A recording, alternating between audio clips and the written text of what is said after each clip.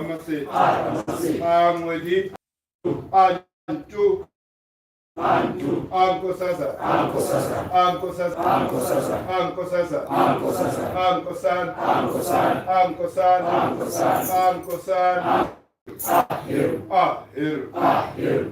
Heru. Abalandeli baka Heru bayaziveza endumbeni yabo. Iminyango yendlu engcwele ivuliwe. Ngivusela emehlweni amabili. Uma uvela. Vuleka sibhakabhaka. Vuleka mhlaba. Vulekani masango asempumalanga. Nawasentshonalanga. Vuleka mnyango onezinkanyezi zomkhathizwe. Vulekani masango endawo lapho kungena khona ukufa.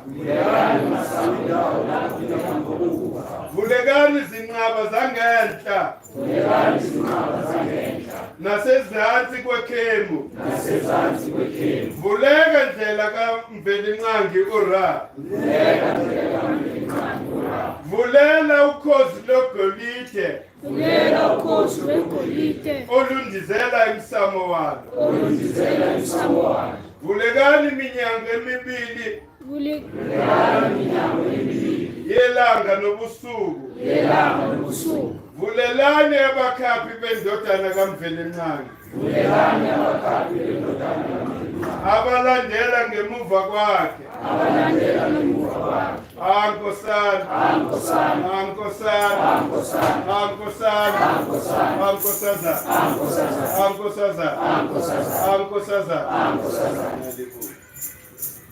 Ndodana yalo othulile.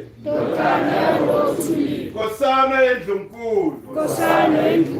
Wena unqoba ubumnyama nenhlupheko. Wena uvela ezinzulwini zomhlaba. Iya endumbeni yakho. Bekisa ikhanda lakho enezinsiba enyakatho. Lapho ubumnyama bulinde khona. Ukunqotshwa iso lakho. Ndodana ka-Oset. Ekhuphukayo ivela emhlabeni. Ngilinde ukuvela kwakho okuhle. Amadlozi emazweni amabili. Abuka impumalanga. Ukubona isiqu sakho esinamaphiko.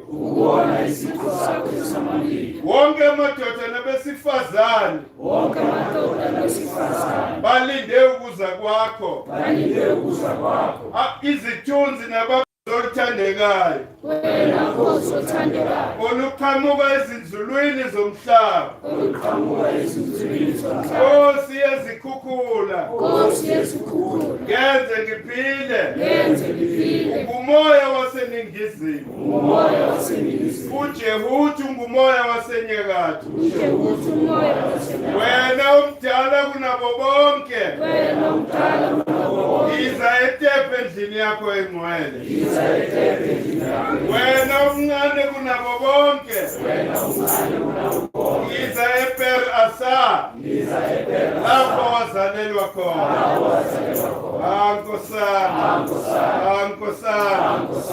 Ankosana. Heru ndodana kaBastet. Heru wezulu laseningizimu. Heru mhlanganisi wamazwe amabili. Heru nkosi yeminqamulezwe emibili. Heru oligolide. Owanqoba uSet. Heru ndodana kaNomkhubulwane. Heru wamehlo amabili inyanga nelanga. Ntandokazi kaHeru. Heru othulile. Ngane ebusisekile. Heru omkhulu. Ndodana ndlalifa kaShulu. Heru ndodana kaMvelinqangi. Mfelincane. Heru ndodana kaMfelincane. Heru olukhozi. Heru olukhozi. Heru Nkosi yezulu. Heru Nkosi yezulu. Heru ndodana kaOseth. Heru ndodana kaOseth. Heru ndodana kaAsa. Heru ndodana kaAsa. Ankosazana. Ankosazana. Ankosazana.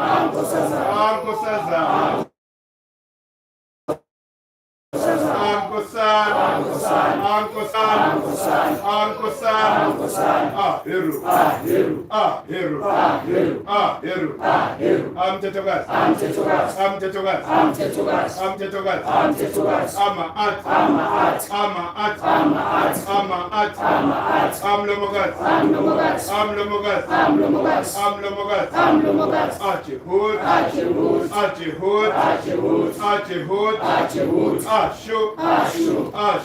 Ashu, Atefnot,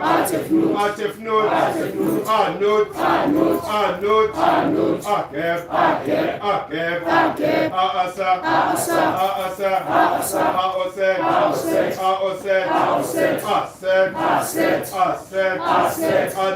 Aneptet, Aanpu,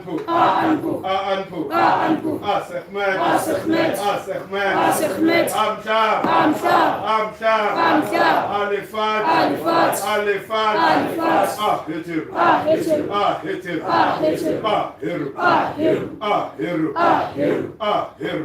Heru.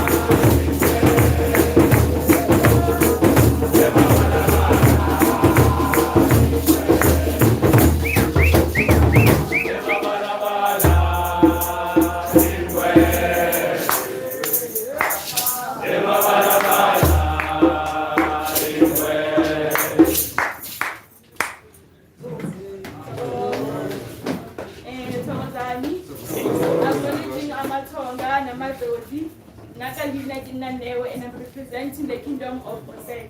Oset. Oset.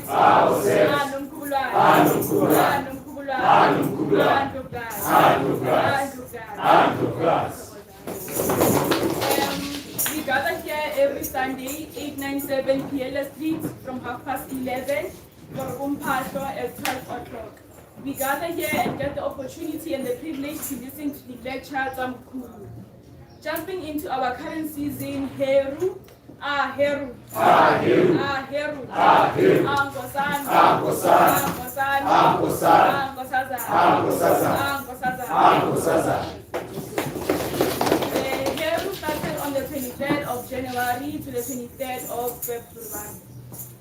The things that align us with Heru is Inyanga is January, EJ is obsidian, Umbala is yellow, Intimbi is gold, Impeto is temple incense, Amaka is sandalwood, and then Isitata is olive, Izibane is a bee, Ukozi, falcon, Inyosi, and phoenix.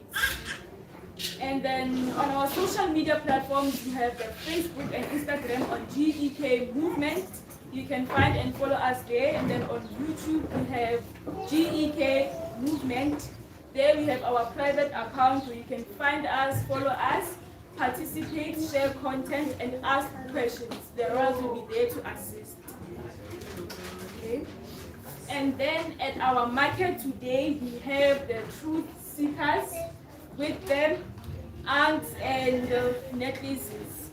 So the ant is known as a key of life. It represents the concept of eternal life. Booksman. We have this book here. Then it's called The Book of the Dead by A. Wallis Budge. This book is very important, guys. Very important. It tells you everything about the Black history. The Booksman is there to spread reading awareness in the Black community and to make sure books are easy to find. You don't have to leave your house to look for a book. The Booksman will be there to deliver the book by your door. We have the Mkhulu herbal products. This is the rubbing stuff.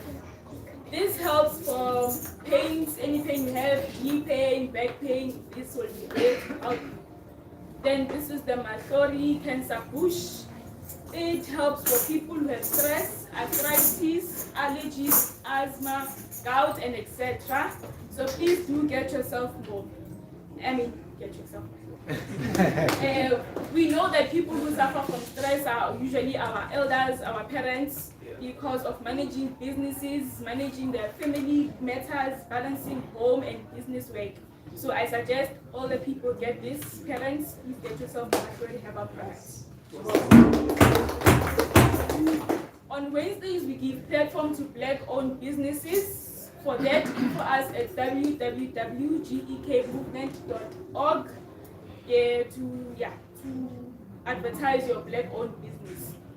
And then we are also available on Spotify and Apple Podcasts. Find us and follow us there on GEK Movement. Okay, I think that's all I have for you today. Handing it over to Mkhulu.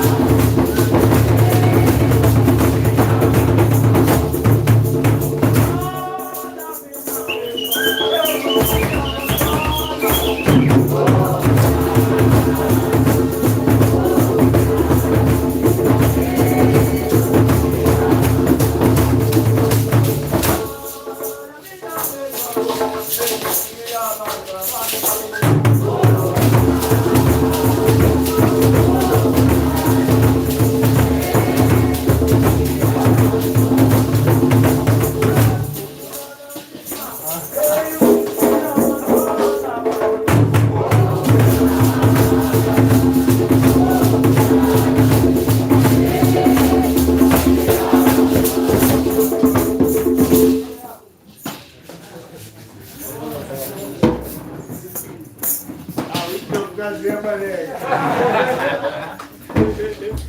Ndlovukazi. Ngihamba nje ungasakhafulanga ndisizwe. Awu, Ndlovukazi. Ndlovukazi. Angwedi.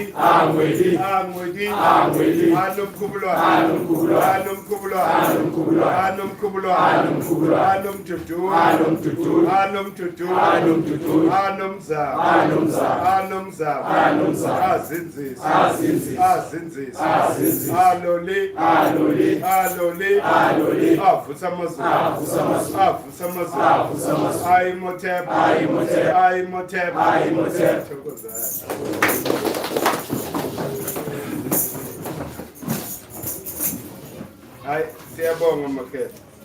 Sibonge ithuba esilitholile.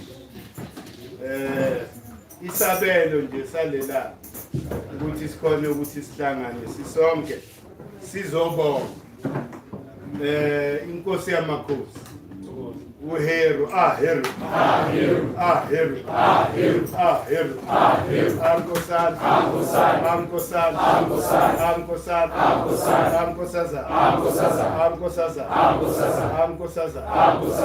Khona le hubo le. Ngeni ngibongelele.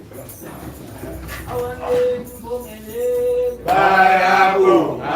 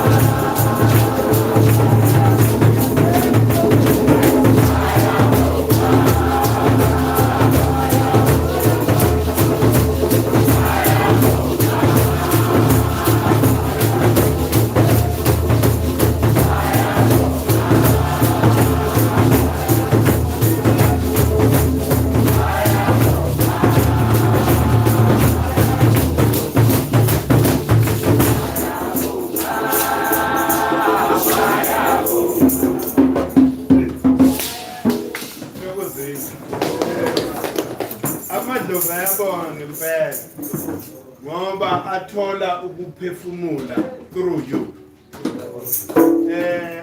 Maningi ngabi amadlozi angalitholi leli thuba, but because kukhona nina you are that vessel that allows them to manifest intando yabo la emhlabeni ezweni labo futhi.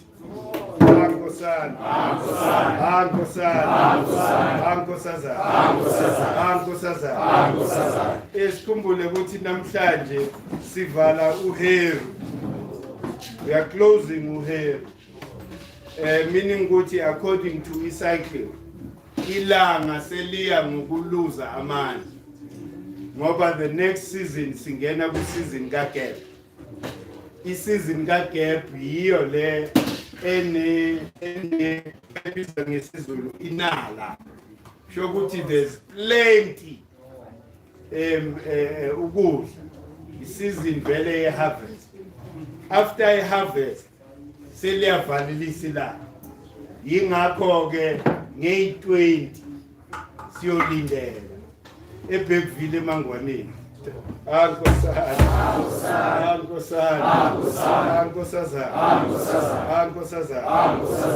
Thina singabalandeli baka Heru. We are Heru followers. Ngoba silandela ilanga laliya ngakho. Manje ke namhlanje sizozwa ke ama confessions. Ngoba iKemet said ungezwa ngumuntu, experience it, then testify about it. Nangu khehla nga testify la izolo. Last week bekesanda ukufika. Uthi mesiqeda la. At the time sine lecture Sunday. Ubona amafalcon 3 azungeza nje lapha izwi. Nkosana.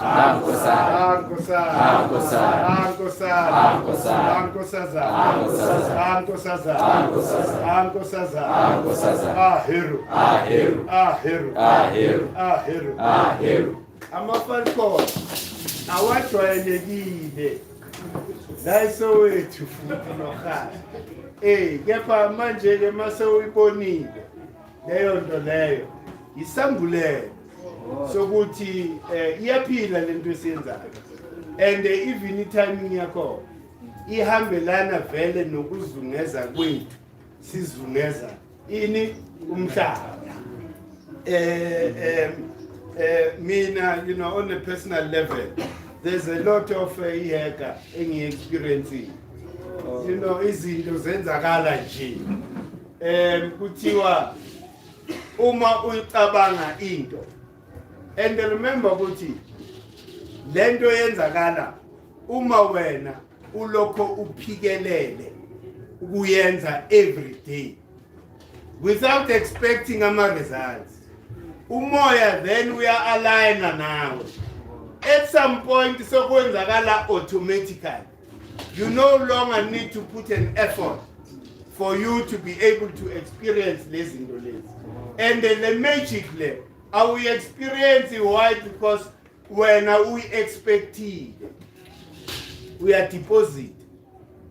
I'll make an example. If you send king, I was good to zophuma kanjani kuleyo nkingi. Repeat nje lamagama amathathu. Asa oset Heru. Ngisho noma uku roadblock. Uyibona nayo roadblock. Lawo magama amathathu shokuthi ngalendlela ngeke ngangena kuyo yesiphiri kuthiwa yipaki zakho. Uasa, uoset, uheru yipaki zakho. Uthathu kokuqala emhlabeni. Meaning ukuthi mawubiza leyo mimoya uvula wonke amagate. Leyo mimoya iqhumeke nawe. Uyazi kumnandi kanjani uthi ufisa into yenzakala, ustressed ngento, uthole relief immediately, ungayilindelanga. Do you understand? So it means ukuthi lento ifuna nje si align. Besikhuluma ngama frequency. Ama frequency la a vibrator at a very high. And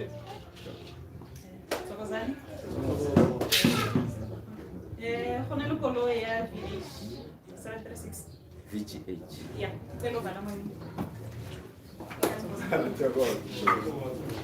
besakhuluma ngama frequency. I-frequency ye gratitude. I-frequency enamandla. Ngesizulu kuthiwa yonke into iyabonga. Mawungabongi la ephehlweni kuthiwa ukhahlela isitsha ngonyawo. Udle bese kukhahlela isitsha ngonyawo. It means ukhombisa indelelo enkulu kabi. Do you understand? So njengoba ke siwatholile ama benefits omoya angazi ke abangawatholanga ngoba ku depend ukuthi u-inputer. You understand? If we inputer, certainly kuzoba ne-output and the low output leyo izoba positive. So kuyadependa ukuthi esikhathini esiningi ujule ngani ngaphakathi kwena. Yini there that occupies your mind?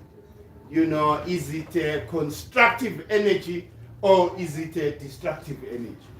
Abanye abantu njengoba nazi ukuthi they are addicted to pain. They are addicted to negativity. They can't help it.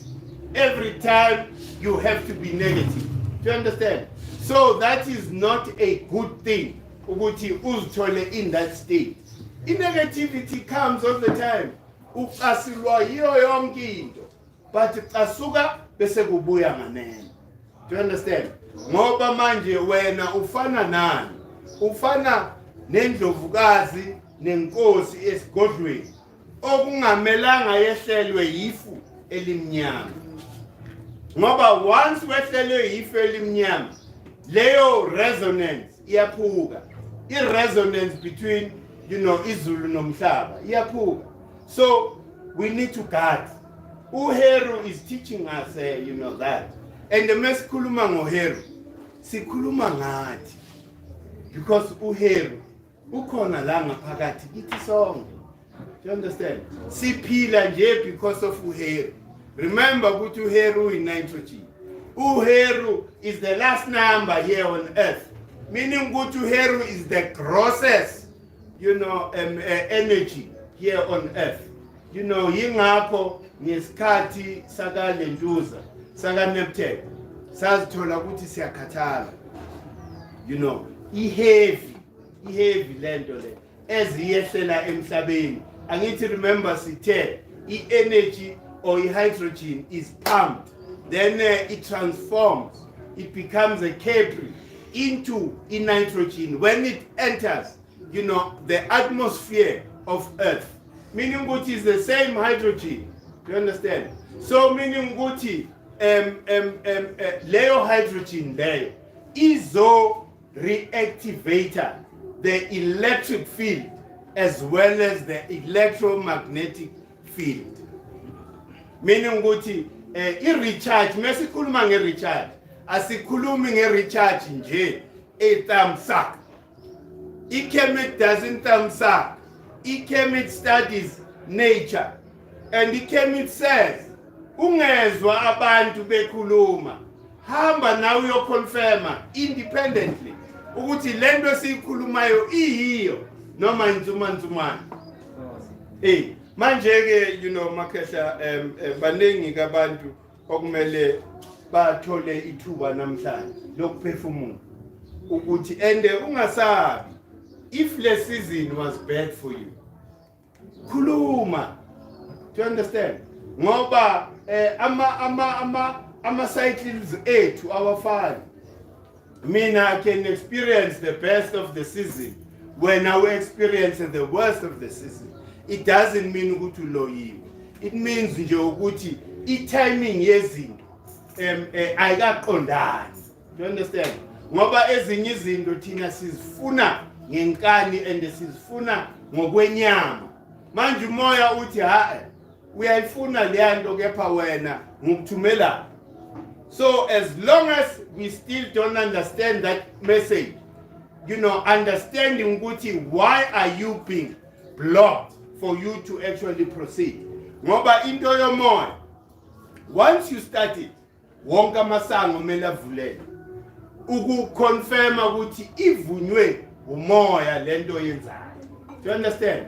The minute uthi uyaqala into kube nama stumbling blocks, just really look at that thing. Do you understand? Because you'll find that timing yakho, it's not perfect. Akusho ukuthi ngeke uyenze, but timing yakho, remember ukuthi yonke into timing. Once you understand the African calendar, the Kemet calendar, you will then be able to know ukuthi season that gives what I want yileya. So ngeke u-expect ukuthola into that is out of season. Do you understand? Ifana nama-fruit nama-veg that are out of season. You know, yingakho kuthiwa ukudla kwethu was seasonal. Besingadli ukudla kwe-winter ngesama, okwesama nge-winter. So even in the spirit world, kunjalo. And another thing that we need to understand, amadlozi namathongo are part of umvelingangi. When umvelingangi Ra loses power, so do amathongo namadlozi. Do you understand? Meaning ukuthi you need to understand ukuthi siya kuphi mesiya kuMarch. uMarch kula khona sivalelisa khona lamandla, the nurturing energy of the sun will no longer, be prevalent here on the southern hemisphere. Why? Because the sun now is officially on the northern hemisphere. So once we can understand that, then life is a flower, is a flower without any hindrance. Why? Because our expectations are real. Awufuni into ungasiyi season yakho. So i-lecture yanamhlanje i-involve thina sonke, because njengoba siphila siza la almost every Sunday, we need to hear from you ukuthi naturally yini into yenzekile in your life. Urekhodeni wena every day ever since the season yaqala. Have you experienced success? Have you experienced some stumbling blocks? Do you understand? So that wonke umuntu kuthiwa the fake Bible, that is how bayibhala abantu bebehamba ngale ndlela, right? Even though siyazi ukuthi it was a copy of the original one, but manje the original one yahlanganiswa kanjani? Abantu bebehleliswa, umuntu asukume testify about how the season have affected them, then leyo nto leyo ilotshwe. Leyo nto leyo will be a motivation for another person who is coming. Do you understand? So this is how these things were collated, which is why ukuthi we cannot depend on those testimonies pair. Why? Because ilanga nenyanga are active 24/7. It means ukuthi new experiences and new things that are there waiting to materialize are there. There's no limit. It means ukuthi manga experience manje season mhlambe the next season uthi ungena upope. Do you understand? It means ukuthi sonke kumele si understand, like us understand umuntu ukuthi makusondele season yami yini le. Uyazi ukhona umuntu othi makufika uJune hayi nginebhadi lenyanga le angisayithandi. Whenever this season comes, I experience certain objection. Enyinto you need to also understand, angazi bakhona abantu abenza iastrology, kunalento le okuthiwa ama-conjunctions ama-planets. Sometimes the planets it's in retrograde, meaning ukuthi iyahlehla. I-planet that rules you, do you understand? Iyahlehla, it means ukuthi the very same thing izoyenzakala here on earth. Do you understand? So izinto lezo kumele sizi understand. Even later days they call ama-decans. Ama-decans, okhokho bathi nothing happens on earth without the effect of the decans. Remember ngawuchaza ngathi yini ama-decans. Decan mean a group of 10. So there are 10 group, in a group of 10 of stars.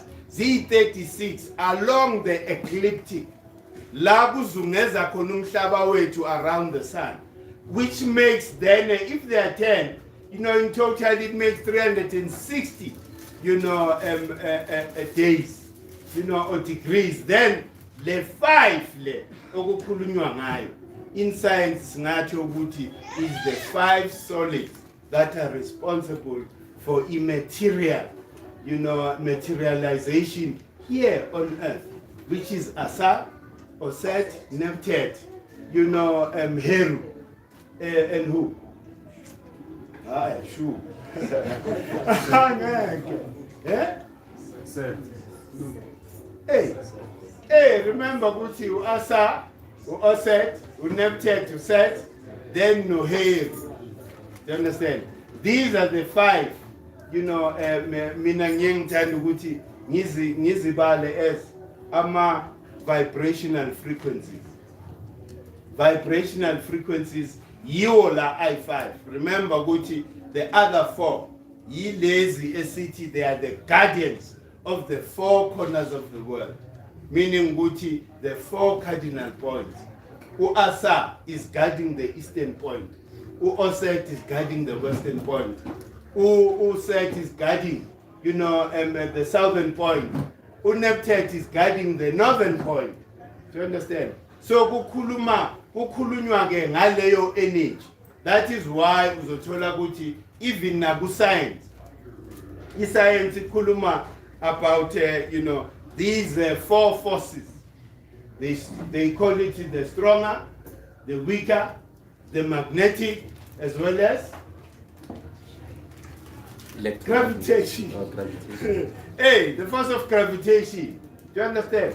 Makukhulunywa ngalezo zinto lezo.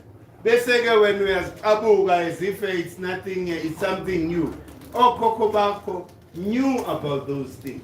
But manje, they never used the colonizers' word to actually name.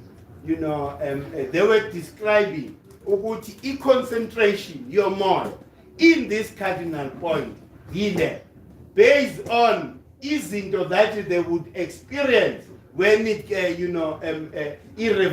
our revolution around the sun comes closer, to that, cardinal point. Like manje, in March, asisakhulumi manje ngo Asa the green god. We are now talking about Asa the black god, because Asa, then goes into hibernation. Yenzakala nala ebukhosini. La peswazile ngoDecember. Inkosi la goes to hibernation, meaning ukuthi for the whole month akabonwa isizwe. Wenza lama rituals to strengthen. Why? Because okhokho are aware ukuthi around that time Earth has received energy that will sustain Earth again until this point again. Yingakho ke emakhosini elentuzwe esigodlweni, they align with those rituals. Kunale ritual ebizwa ngokuthi bathini lapha eSwazini, la amajaha khona abulala inkunzi ngezandla, bayibiza Nwala maketa. Hey, Nwala. Hey, meaning ukuthi i-ceremony leyo to strengthen the king. Chokuthi bamhlamba bamgeza nazo zonke lezi zinto lezi, so that ilentuza isithunzi sakhe lesi besikhuluma ngaso last week, sikhuluma ngokuthi etheric body.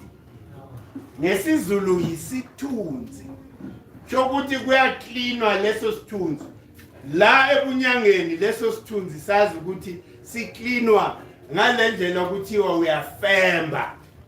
Do you understand? Kudastwa your etheric body. Do you understand?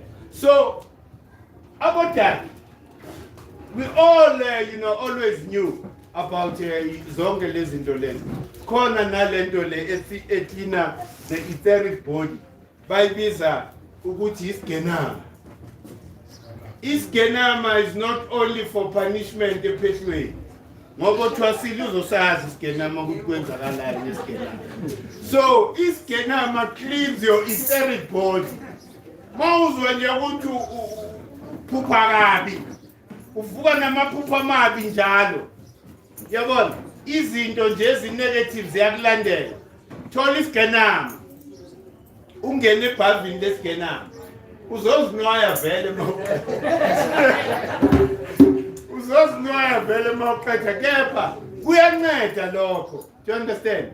Kuyasula, you know, your etheric body, so that ungabi nalento esithi isidina abantu mebekubuka do you understand? Mele njalo mawuvela uvele ngaleyo energy, that vibration engathinta abantu wrong, because mawuthinta abantu wrong because of ukungola kwalesithunzi sakho. Siyini vele isithunzi? Isithunzi asilento ebonayo reflection lapha mengime emva kwelanga. Ha, wena understand leso sithunzi. Remember ngithe etheric body extends for over a meter. Yiso isithunzi leso.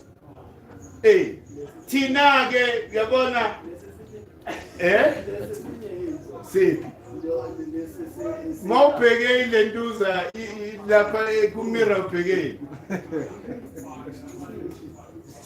Chokozile. Alethi manje thina sithatha lento le bese ke ifana nomoya. Lama vibrational frequencies thina siyayihlanganisa yonke lento sithi umoya. Do you understand? But then you need to go deep. Ukubese uya describe ukuthi mengithi lo moya ungiphethe kabi namhlanje ngichaza ukuthini. Uthi uvuka nje ekseni uvuka nje umuncu. Asazi ukuthi uqwadiswe yini. Awubukeki. Do you understand? Sonke siyavuka sinjalo. Do you understand? It means ukuthi ubambe ileyo vibrational frequency. Yiyo esuke yaphakama la kuwe. Remember lama frequencies, they are not only outside. We said last week, these frequencies, they affect us because they are within us. Lama frequency labo Wi-Fi la ahambelana lama emotions ethu. How you feel? Uzothola ukuthi mau lentuza uphaphe kakhulu bathi awuphaphile. Mhlambe wena udonsa kakhulu ku Wi-Fi. Awudonsi kulenye frequency 5G. Uyathola leyo. So izonke izinto lezo kumele sizi understand ukuthi masikhuluma, when we talk about these principles, they are not only out there. Remember ukuthi zisizungezile. Ngathi mina before, it's like we are in a giant, ilentuza bayibiza then aquarium. Mkhulu. Why? Because amanzi la alapha emfuleni nasolwandle is the very same thing nalo moya owuhogelayo. It's just that la manzi esiwahogelayo are much thinner than la manzi alapha emfuleni. Yingakho angithi kuthiwa you can harness water from air. Abuyaphi ke la manzi? Because water you say ukuthi wena umoya enguhogelayo amanzi lawo. It means ukuthi asika escape from the water. Remember ukuthi umhlaba uzungezwe amanzi. How much? What's the content of water in your body? Almost 80%. What is the content of water here on earth? Almost 30%. Yeah. So everything engaphandle ingaphakathi kwayo. What is outside is also within. What is above is also below. Ifana neimpande namagatsha umhlaba esihlahla. It's a similar thing. what grows above grows underneath and goes deep in. Exactly the same thing. Namapapu ethu. If you check amapapu ethu, picture amapapu resembles the tree exactly. And amapapu yiwo la esiphefumula ngawo ngithi. Hey, sitholani from the tree? Oxygen. Oxygen, okay. And what do we give out to you? Hey, amapapu, what do they do? What's the function of amapapu? Uklina the moya. You intake the oxygen. Basically, you know, give out carbon dioxide. Do you understand? So, yini ke nayo le carbon dioxide? Huh? Okay. It's a gas. Eh, mina ngeke ngabuza kini ma scientists bo immortal. Who said ukuthi carbon dioxide ne carbon umehluko yini? Two different elements. Huh? Any Oh, compound. you call mehluko. Any compound, any element. Carbon dioxide, so we carbon dioxide. Yeah. Yeah, perfect. Yeah. Carbon iwa. You are, yeah. So what you are saying ukuthi oxygen can also be dangerous When it's fused. When mehlangane it's fused. ne carbon. Yes. Okay. Not dangerous No, to you. okay. No. Dangerous to you. Not to the plants. Dangerous to you. Monga keep it in. Because that's your byproduct and it. Hey. Yeah. Remember ukuthi, remember the source yayo yonke le carbon ne oxygen. Yingakho Dr. Sebi says, you know, the signature la emhlabeni, it's carbon, it's hydrogen, it's oxygen. Without these elements, there's no life on earth. Do you understand? So manje, why? Because enough is the very same carbon. Like carbon that is above us. Lesizungezi. But then kungani le engaphansi komhlaba it's more dangerous for me than the one above. So that's the question. My scientist. As it evaporates, what happens is that there's sublimation. Now, through sublimation, there's oxygen that takes place to cleanse out the bad carbon Where? within the atmosphere. Ngikhuluma ngelanga. Ilahle ili-carbon. Ilahle li-carbon. But manje, when you burn ilahle, kuthiwa it's negative. Yes. Because It emits those, you know, poisonous substances. carbon monoxide. Sure. Carbon dioxide. Sure. Carbon monoxide. Sure. Carbon monoxide, say something oxygen in the and so it needs oxygen to balance itself to be carbon dioxide. And so that oxygen.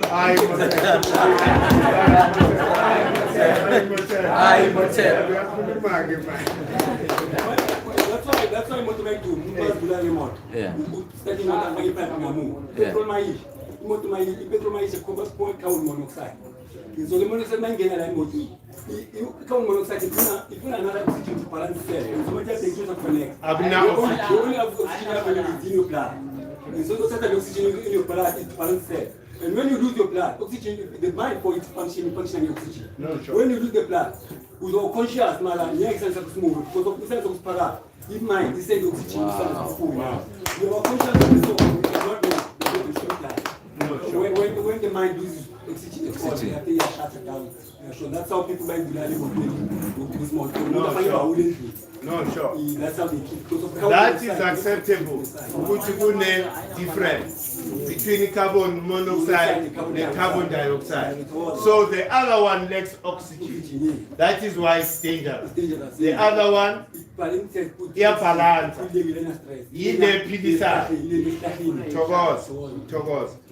So izo-ke izinto lezo okumele sizi understand, especially now Tina as African people, because of the content here carbon in our system. We then need to understand ourselves much better ukuthi le carbon may fuse nale element in our system is dangerous for us. Do you understand? Asikafiki kuleyo level. Do you understand? Yingakho there isn't a separate study that studies biology of an African person. Do you understand? Ngezo kuthiwa lapha CSIR sebeqalile to investigate when it comes to medicines. Ukuthi what type of medicines should be administered only to black people because of that difference. You understand? So these are the things that we need to focus on, because remember ukuthi okhokho bethu would live for over 100 years. Why? Because of they understood and hydrogen or nitrogen in the environment was still pure before pollution yenzakala. Remember that okhokho bathi sifune ukudla. Why? Because besekublockekile. Do you understand? It was obscured the pure hydrogen from the sun. So that is why they say that you could live by just breathing in this hydrogen without you, because when you look at the process of digesting food, yini lo zama ukuyithola from the food? Nutrients. Yini lama minerals? Yeah. It's the very same element. Meaning ukuthi yes, ikhabishi likunikeza the very same hydrogen. Yingakho udla ikhabishi. Do you understand? So manje, why? Because it's no longer sufficient in the environment because of industrialization. We're so excited about industrialization as much as we are excited about artificial intelligence. But look at where industrialization has actually landed us. Do you understand? It means, lendo city tina progression, regression. Do you understand? Why? Because before, nobody owned the butcher shop. Nobody owned the butcher shop. There was no need for a butcher. Why? Because we're not supposed to be eating meat every day. You were eating meat once in a while. But now, lengane zafika ke zasenzisa ama-business, ama-butcher. Meaning ukuthi now you have to eat meat on a daily basis. Awusasokoli nje ukuthi mawuhalela inyama usamele uyokhuluma lapha nendlovukazi ukuthi indlovukazi besicela nje ukuyisa lela thole lela. Do you understand? Manje so easy. The little money I have, ngirashele butcher ngiyothenga inyama. And that action is poison, because by advertiser as something that is so wonderful, but by what a fat you get out of meat. Angali nyama kumele sidle, but once in a while indlovukazi dabe isho ukuthi there are certain fats that we can only get from eating meat. Do you understand?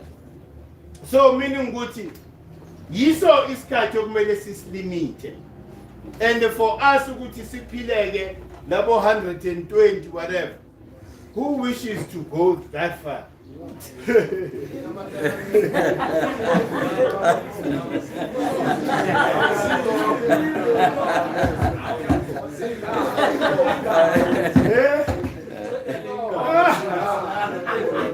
Kathanda ukuhlupheka.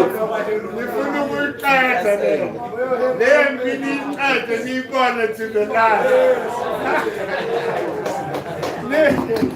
Ningaze sendithole telegram from there. Kuthiwa no, umhlaba sewubuyile. Ngifuna ukuyi-witness in your lifetime. That's the spirit. That's the spirit. That's the spirit. And into ezoyenza ukuthi sifike lapho makhezo. you know, although it's a personal choice. Into ezoyenza ukuthi sifike lapho, i-gratitude. I-gratitude izoyenza ukuthi sifike lapho. Why? Because siloko siyabonga. Every season. Ayikho season esingayihloniphi, ayikho season esingayibongi. Do you understand? So meaning ukuthi maybe if things are bad 4 times, you know, in a month, when genuinely you are showing that gratitude to lo moya ongawuboni, but you know ukuthi uya exist. You understand? Akufani nalento le ukuthi just believe nje. Do you understand? Kuthiwe no, if you question, then it means ukuthi you are disrespectful to the Creator. Our Creator says, for you to be able to gain faith, you need to do your test. Test into uyihlaziye. Once again, so tole ama answers. That is when ukholo liyakhula. Because it's based on evidence. Not ukuthi umkhulu uthi hey kuso iphelela lapho. You guys mustn't question anything in short. Do you understand? That is not how our ancestors are actually, you know, wanting us to actually live, because life itself is science. You are a scientist yourself, and you are a philosopher yourself. The ability and the capacity to think and dissect zinto until you come to a resolution of some sort. That is philosophy. Sikwenza nje lokho, just that lezi zinto zinamagama angaka. You know, these days we intimidated as if wena, you know, kuba ngathi kune group, there's a special group of people that are born to be philosophers. Nathi sesikholelwe kuleyo nto. And yet it's not true. Remember, Guti, we are both philosophers and also scientists, because see science ourselves. See science ourselves. Mawungibuka ngamehlo wakho ubani ubukayo? Your eyes are just an instrument. Hey, to what? Yini lebukayo? Yeah? Hey. Injalo. So when you then limit yourself to say ukuthi no, ngumbonile wena ubani lobonile hayi ngumbonile bani lobonile. Do you understand?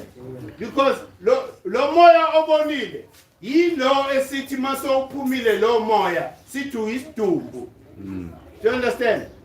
Ngoba lo moya awusekho. Umoya kabani? Wenkosana Heru. Heru. Heru. Umoya kaNkosana yingakho kuthiwa once ungadisturbeka lapha ku pineal gland yakho. Remember ngathi mina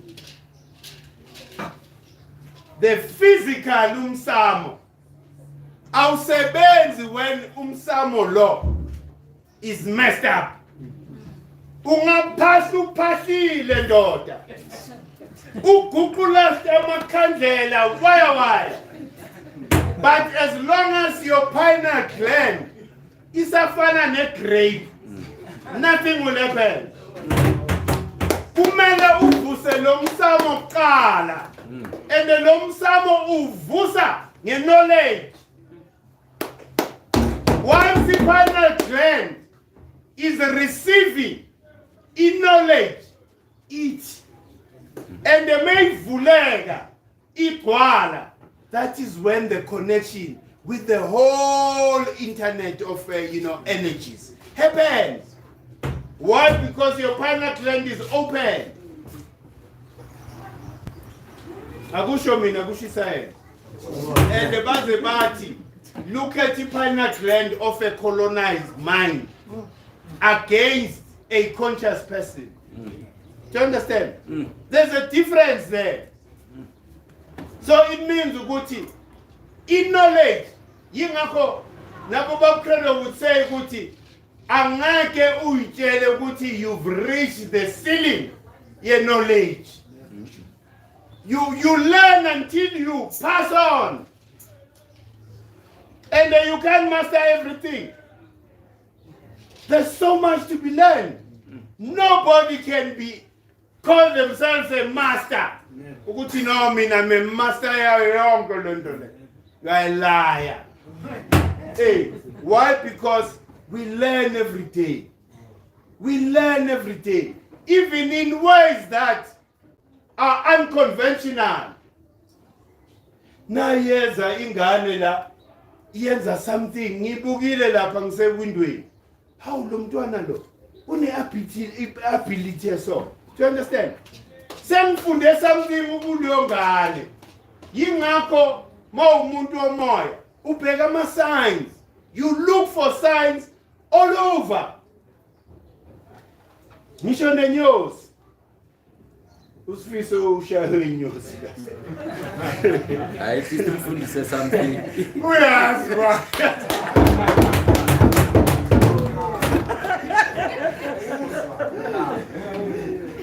Sihlalele la. Ende izula lakithi leyo ngibhekile nawe leyo manapha. Kanti lindele. Sizwe ngaye sekekhala.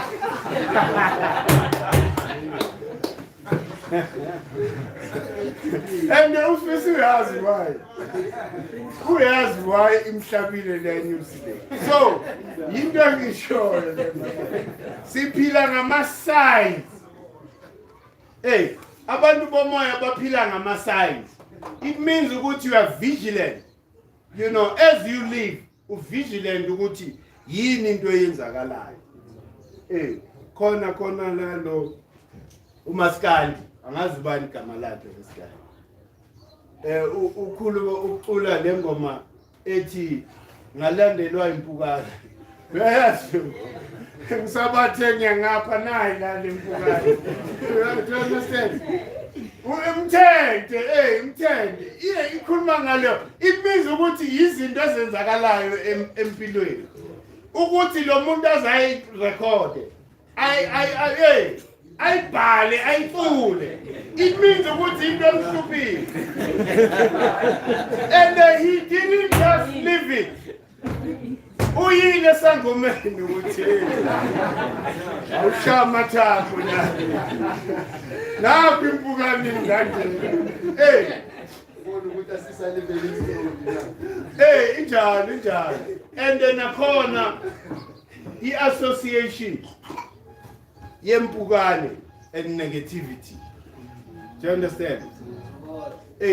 I-association ye-news and the positivity. Mina mengibona inyosi ngiyajabula.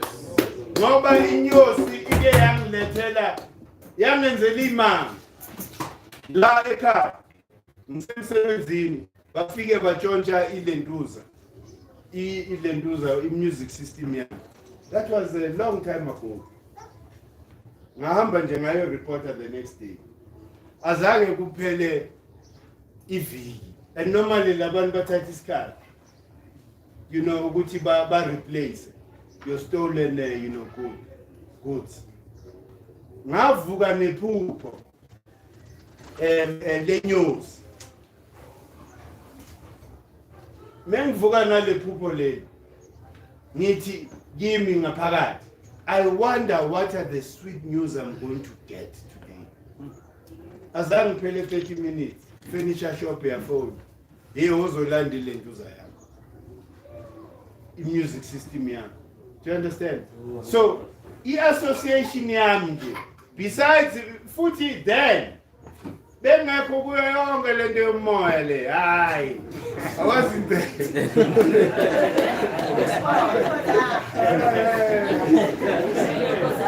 Ngifaka amasutu. Kopha ngethayi.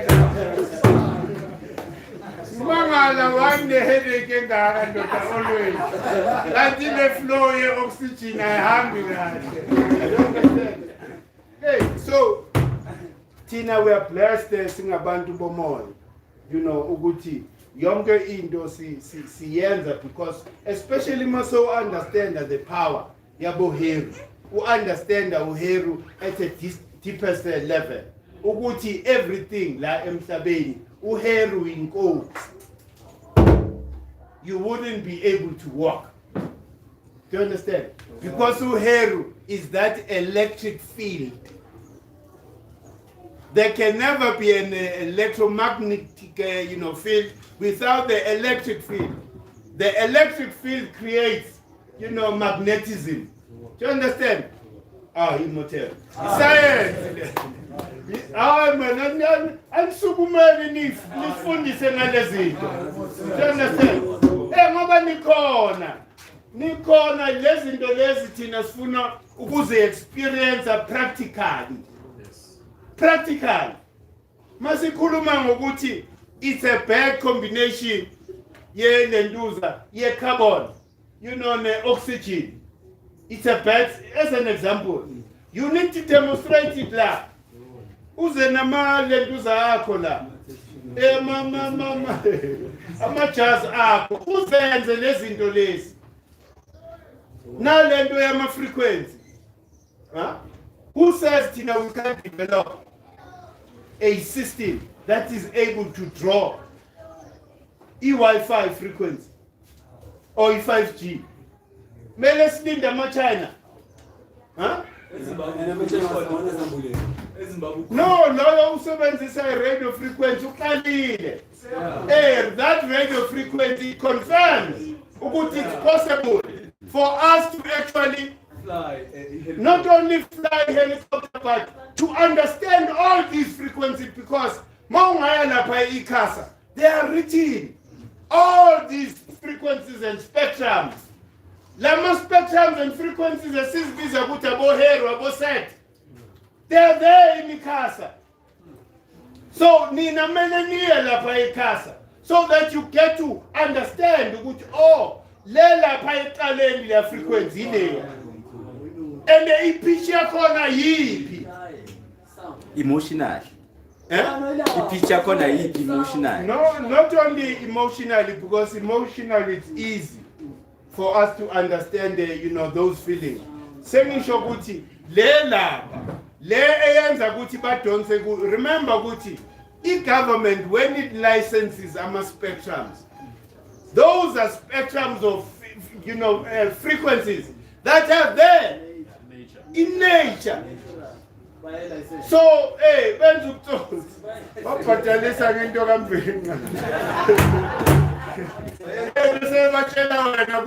you can't operate that gadget because Tinaskaga license. Do you understand? So it means kuna frequencies, nama spectrums, abangakawa understand bona. Okumele discover yini mlaba. Uyazi mina ngithanda ukuthi si produce. Mawune talent produce man. Ungalokhu sitshela wena ukuthi u-immortal. What's the product yalo? If product, I'm the smartest amongst all of them that PTEK. But there's no product. Tina sibona nge-product. Fana nezenzo zomuntu. Asimamela amagama aka-1,000 ulokhu usikhohlisa because abanye abantu vele banjalo. Bayashayashayana. Bakushayashaya uze ukholelwe nawe ukuthi but manje sikhathele ilokho products mele uproduce then uzoyithola ke respect lakithi. Ifana nesikolo sethu thina kunama certificate abhaliwe ozowahenga lapha ebondweni. Uyohenga iproduct yakho lapha ebondweni uthi here's my certificate. Hayi ukuthi hey mina nakho ngipasile lapha esikolweni sikamlaba kodwa door product. What's the point of that? Because you should be able to live by yourself If it means ukuthi uyophila eJapan, let it be so. It means ukuthi talent lakho doesn't confine you geographically. Once you've developed your talent and you're professional, you can live anywhere in the world. And uhlala ufulfilled. Awuhlala unyukubele nje, why? Because awuna resonance la ngaphakathi wena. Hey, ulokho ufuna ukwenza izinto ezile kude kuwe.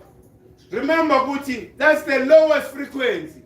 Ukwenza into engahambelani nawe. Do you understand? It means uma wenza talent lakho, you are then reaching that 700 hertz. Because you are enlightened all the time. How do you get enlightened? Uyafunda nesambulelo. Thina singabantu besambulelo. Hey. Sasa ngavuka ngitshela ukuthi how many veins are there in your ear? And the more uya lapho wenza iscan injalo. Injalo umoya. Remember ukuthi ilanga is the reservoir of all the knowledge in the universe. So there's nothing new ongeza nayo wena under the sun, because the sun already has that knowledge. Do you understand? And uma sikhuluma ngoHeru, that electric field iyaphila makheshi, asinto yescience nje, iyaphila njenga. That's why mina nawe siphila. Do you understand? So that electric field kaHeru i-conscious, inamehlo moya, hayi wenyama. Yikho ungeke uzifihle wena from yona. Athi lento igubha the rays, they penetrate everything. Ibonda lele na 5-6 layers, it's nothing to that electric field. Yangena la. Do you understand? So these are things that we need to understand. How do we harness the energy yamalenduza, lightnings? Because that's free energy. Hey, lightnings ayashaya all the time. So you need to develop, equipment that will be able to capture that energy as a lightning shire, store, into something else and convert it. Yin is starting into what?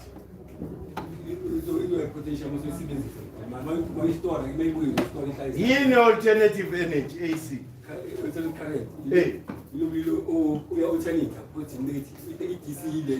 Direct. Uyabona? So izinto ke lezi wena khetha singalokho asi-developeni izinto, please. Asi-developeni izinto. I mean, we have all this knowledge, but no products. Yazi akuna product, esingayisho ukuthi ibuya kulama scientists ethu. Hayi mlaba ngeke.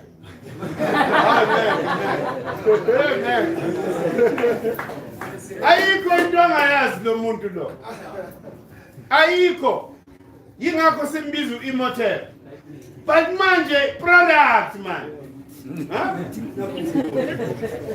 Umuka sishawe iprice tag nje. Akahlangana manje.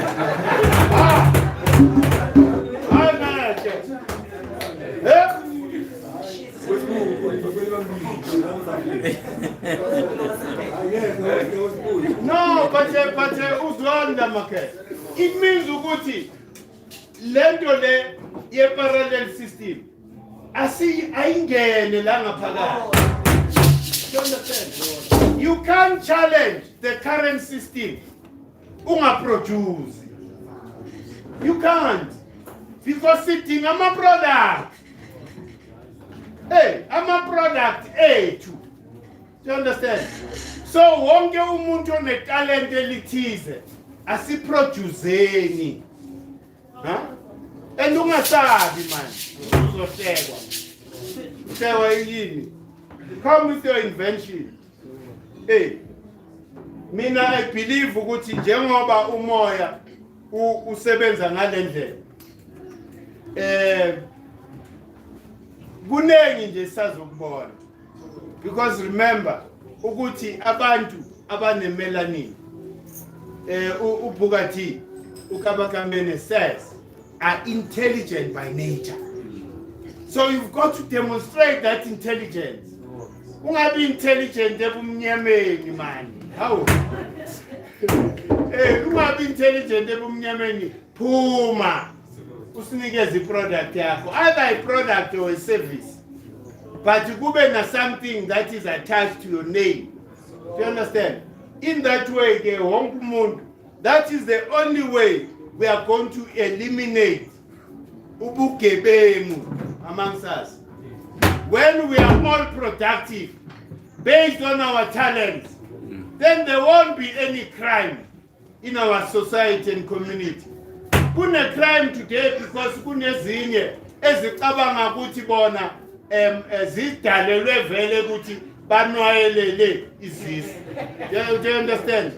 Ngathi basitshele ukuthi no vele mina angizalelanga ukuhlupheka. Do you understand? Kanti leyo nto leyo ayikho makhe.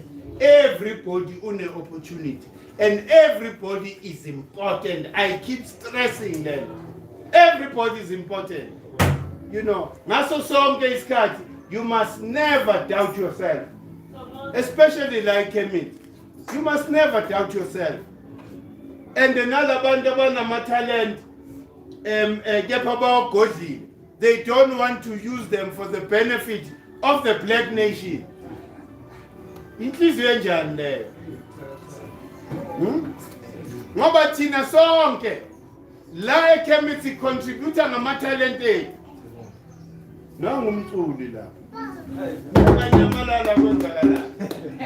Mele ngekho kwenzakala. Ha?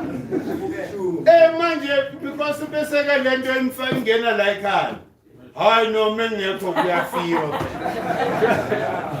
Yazi akekho njalo ukhaya. Akekho njalo. But ikhona naleyo attitude. Ukuthi mengekho entweni ngeke ihambe. Nonsense leyo man. Hey, sonke we must give our all. Equally. Ngoba interest yet, it's not only our personal growth, but the development and the reawakening of the black nation, man. So many siphume nje kulento le greediness nomkhopolo. Hey, and leyo nto leyo nokubamba abantu abaningi leyo mkhopolo. Uzomuntu ukuthi hayi angiye esigodlweni namhlanje. Uzozwa nje atshela ifriend yakhe. Uzozwa nje isigubhu sobesibhedla kanjani. Why? Because I won't be there. Hey, man, they take pride in that thing. Hey, John. So what I'm saying, Guti, that is a messed up mentality. Mele ipele. Do you understand? Hey, mama, si sonke. Do you understand? When a mele ufile worried, Uguti, I'm disappointing not only the physical people, I'm disappointing amadlozabo. Ukungabi khona kwami entweni, especially into yesizwe. You're wrong leyo nto leyo makhe. You're wrong. Ngoba if sonke singa adopt that attitude, I know mina, I know more on this. And ngeke ngibahlephulele bangijwayela kabla. Do you understand leyo attitude? Mina ngizokhohla. Sizoyapi as a nation? Nowhere. Because wonke umuntu uzothatha isistrength sakhe afuna ukuyozenzela ilentuza yini iTranskei yakhe. Omunye azenzele ubuthathwana bakhe, omunye ezele vendor whatever. Do you understand? We now start working in silos. Okoko were not like that. They understood how to harness each other's, abilities for the benefit of the whole. So, Makete, please, uma une talent ethize, and the leyo talent ikhanyisela abantu, ungaqhomi ngayo. Siyadinga. Iba worried wherever you are, because maungekho vele uyasdisturba. Energy balance, but don't take pride in that. Uthi angikho vele. So bona bazoya. Kanti hayi umoya ukhona ke. Lapho ke thina simeko moya. Simeko moya. Futhi mawuzama ukusabotage, kula umoya ukukhombisa khona ukuthi wenza kanje, ulethe moya. So injalo lento Makete ukuthi let us harness each other's strength. Let us harness each other's strength for the benefit to build umuntu omnyama.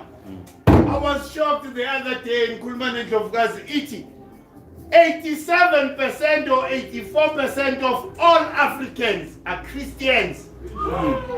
Yeah. All Africans are Christians. Uyabona ukuthi senkingeni engakanani.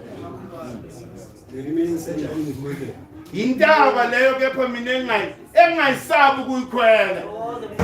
Ngoba umoya uyayidissolve intaba ize ibe umhlabathi. Ilokhu iyiza kancane. Good news. On Wednesday, bakhona laba bebelalele. We had an interview with the Pan-African daily TV. Yes. It's one of the biggest, not only in Africa, international. Yes. The benefit yaleyo bonke labantu besibadinga, like abo Professor James Small, abo Kaba Kamene, bonke bomfundishi. They all are participating in this network. Yeah.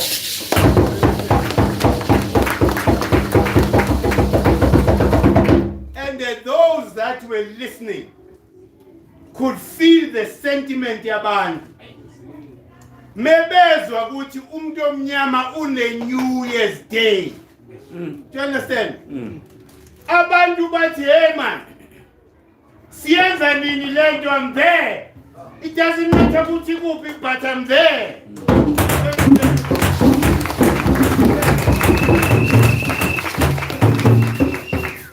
We managed on that day to reach so many people that were not aware about content before colonization. Do you understand?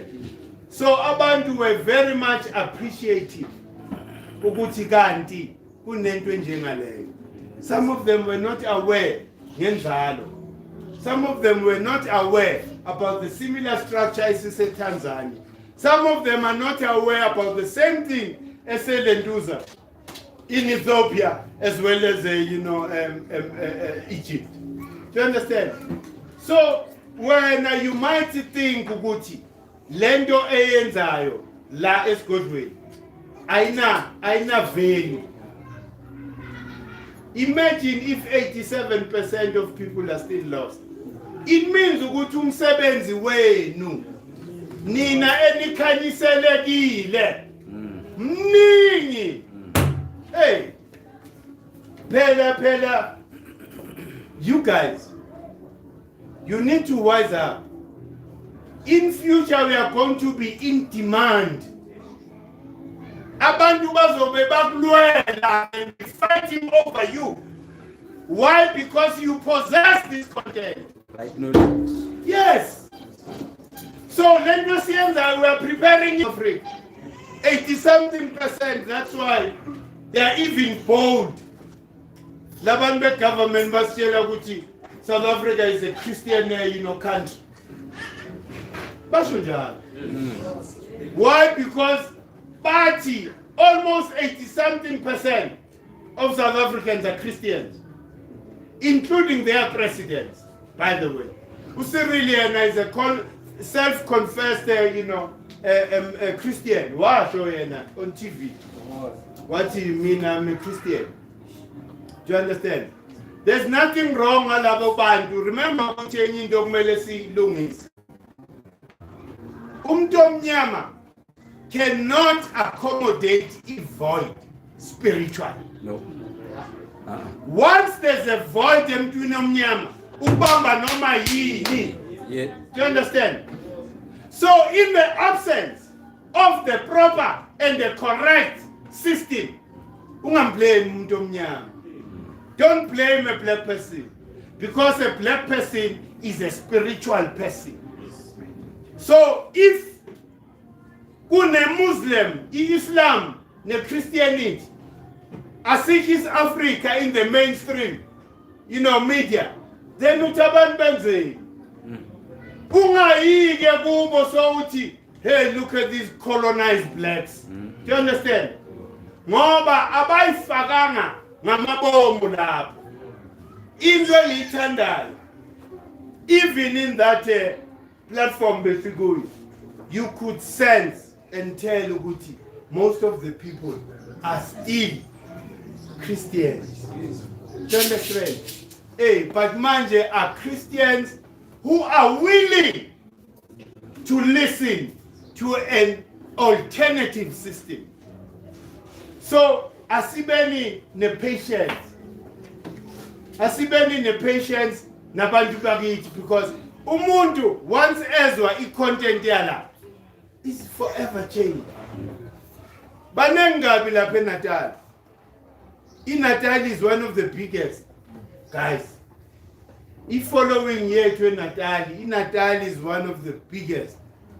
It will be a branch soon. It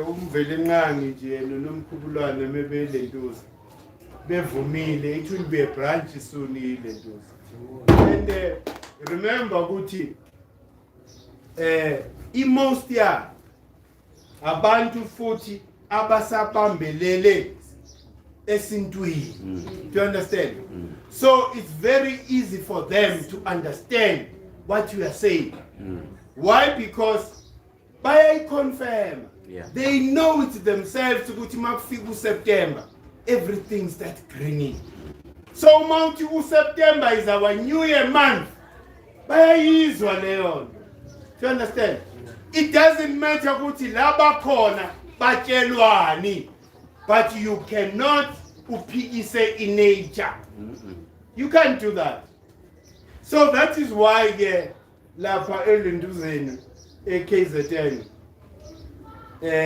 ibambe kangaka.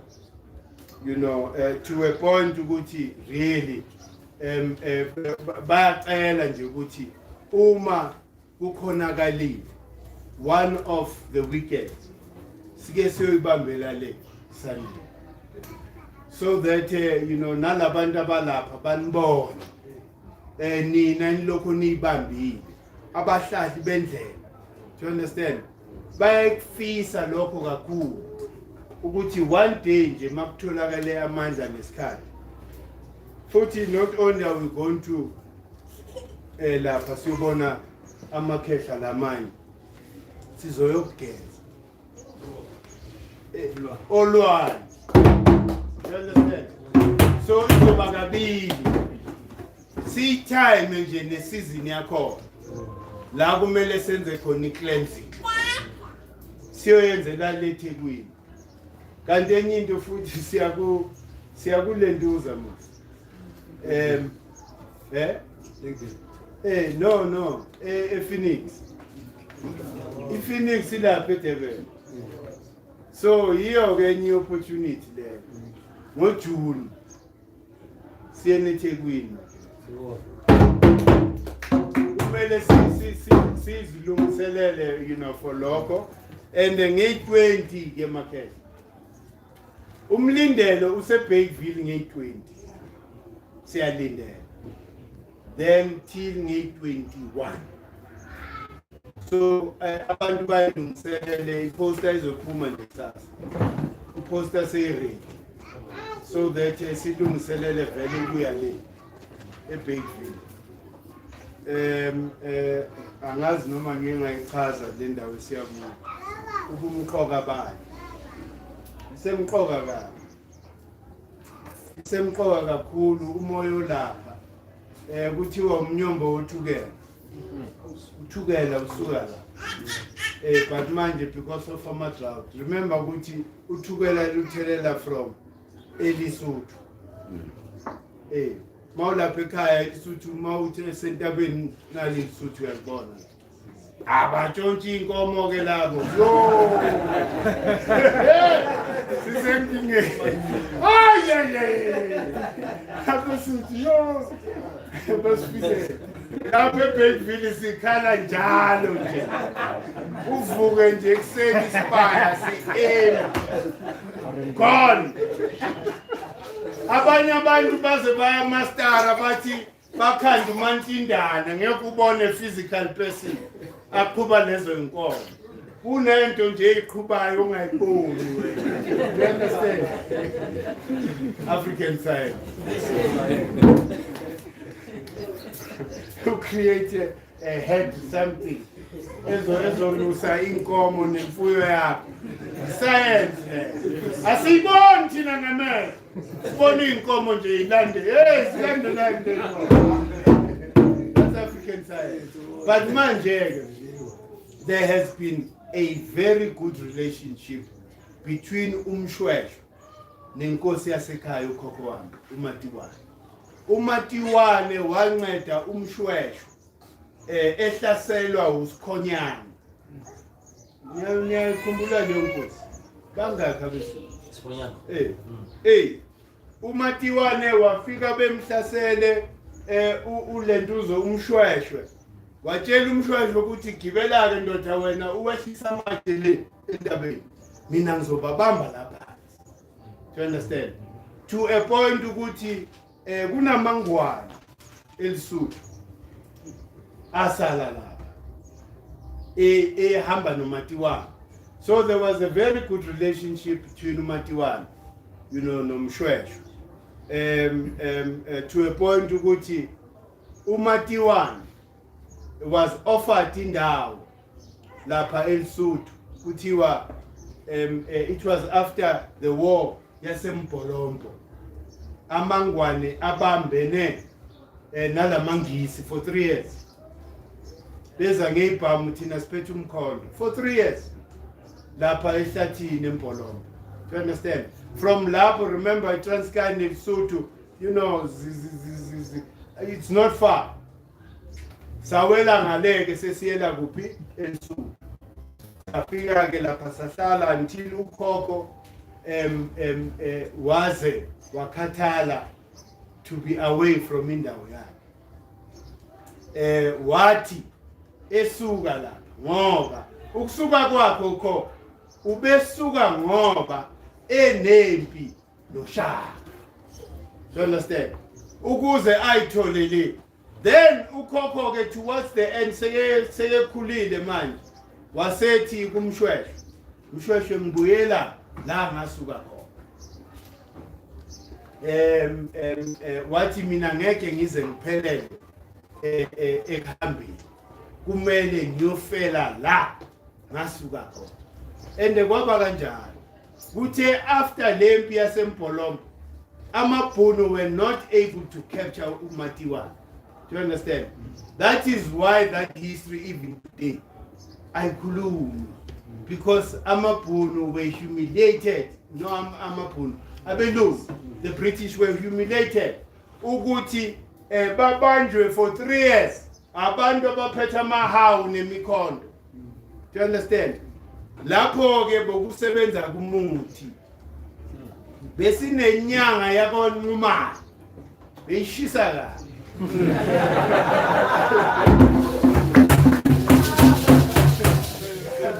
Besithi mesiza kuba ngathi ubona nje iwave nje wena yolwandle ube dizzy. You understand? Yingakho ngithi isigodlo nesigodlo was strengthened by sangoma nenyanga yakho. Hey, so Coco Wami knew all that. So ilapho ke Makehla, it's a very special place in Bigville. Nakule movie le nonsense Wakanda. Bayibiza Wakanda.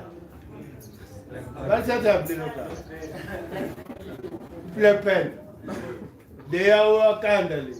Ibuya Black Kenya. Okay. Okay. Hey, some of the scenes were shot there. But manje kumele angazi mlaba umuntu writing a trans. Kumele sihambeni qala. Siyobuka lapha mlaba. Before the rest of us go. So that sikhethe indawo la sizobeka content sibone ukuthi singadonsani i-resource esizoyidinga for that day. You understand? So mele kube ne team nje sisukani nje just 2 days. Siye ne Belleville. Siyohabula lo moya. Hey. Then again, so that you know the rest of abantu bebefika sesibalungiselele. Ukufika ke la sofikela khona kusekhaya lapha sinengabi izinto. Singafikela lapha esikhona. Sizobona indawo right okumele sibe kuyo. But into esemqoka ukuya kule ntaba bayibiza the amphitheater mountain. Chokuthi iconstructeke njenge amphitheater. Thina sila abantu ke abafuna ukugibela ke nyawaza futhi bathanda intaba. Bathanda intaba. Hayizodelwa ke lapha. Nizothela ke lapha. No kuyanyuka la. Kuyanyuka ufike lapha phezulu. You know, but it's a very spiritual place. You know, kunama abantu who take people almost every month to Bigville. You know, labantu laba benza ama tours langa spiritual tours. Eh. Yaziwa kakhulu le ndawo. It's just that bengafuni nje ukugama kakhulu nayo. Ngoba kuba ngathi manje nepotism.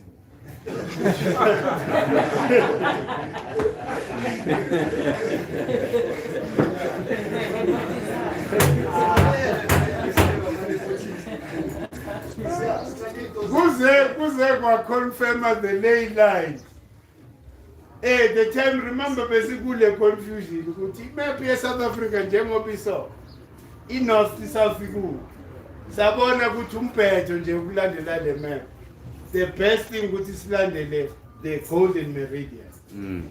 Yiyo ke the true marker. Isazi ukuthi mesilapha ePhoenix we are in the true south. You understand? Then ngapha ke you know go back to west represent the west. You understand?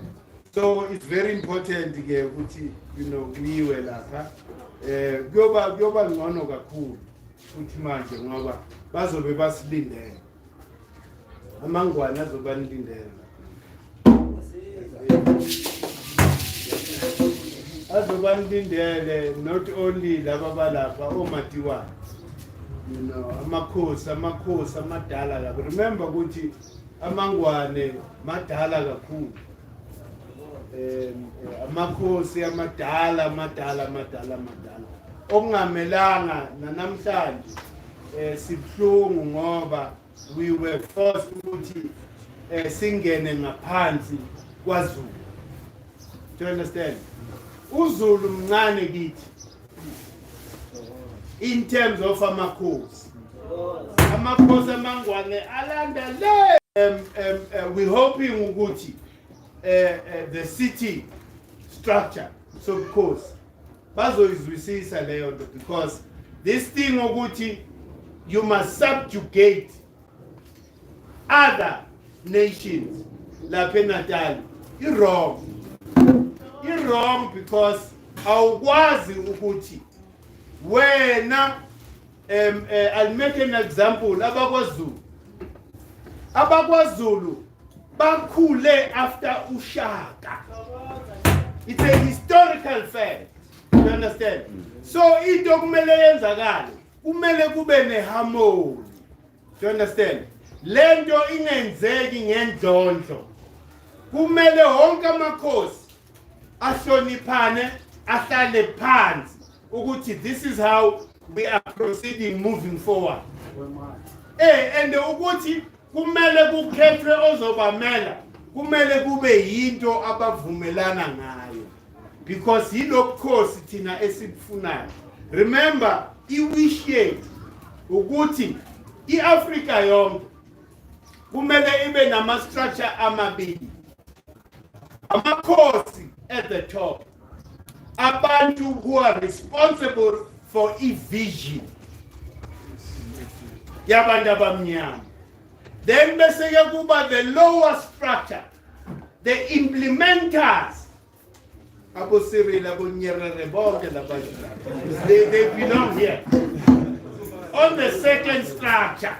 You understand? So that is the future of Africa that we want. It means ukuthi we need to create harmony amongst ourselves. And kumele senze uxolo. Kumele senze lo mkhosi yokuyolahla imikhonto. Ngoba sagwazana before umlungu efika.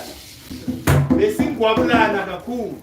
So manje ke amangwane mela yoxolisa kulesa sizwe, lesa sizwe siyoxolisa kulesa sizwe.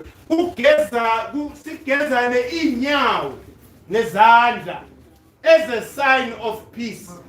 Ukuthi manje sesibikela namadlozi ukuthi we are no longer at war. Ngoba remember ukuthi if iqhawe langapha kwaSikhukhulu lafa empini liphethe umkhonto, so it means lo mkhonto usabheke phezulu. Do you understand? Yingakho sizoqedana because of lolo siko asikalwenzi as a nation. Okokuqala besides lolo siko kumele ngabe siyalapha emadlozini siyoshweleza ukuthi besihlubukile saniflathela for all this time.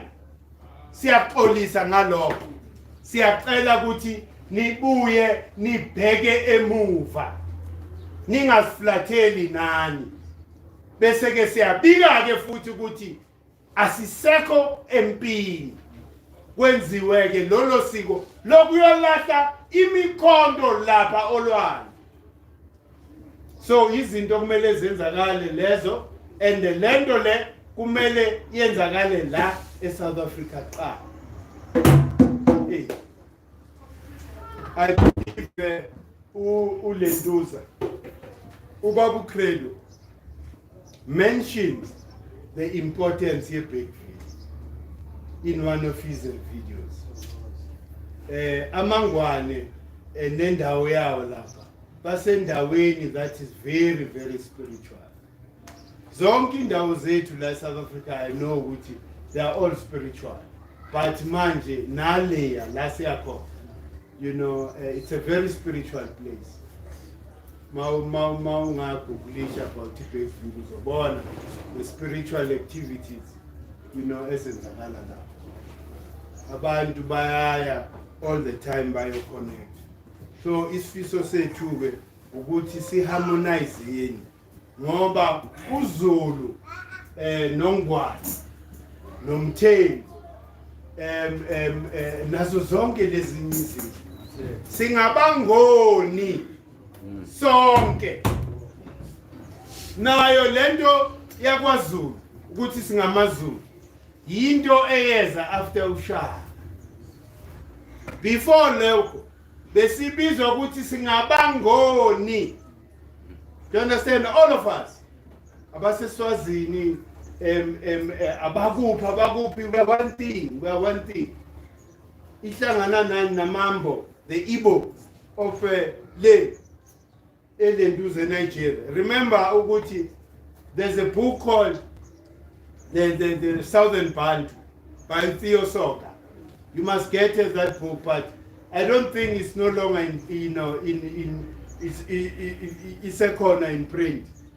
But imele niyithole leyo ncwadi leyo because ichaza everybody ukuthi sisuka kuphi kwenzakalani before kuze kufika la. Nginayo mina kepha ngibolekisana.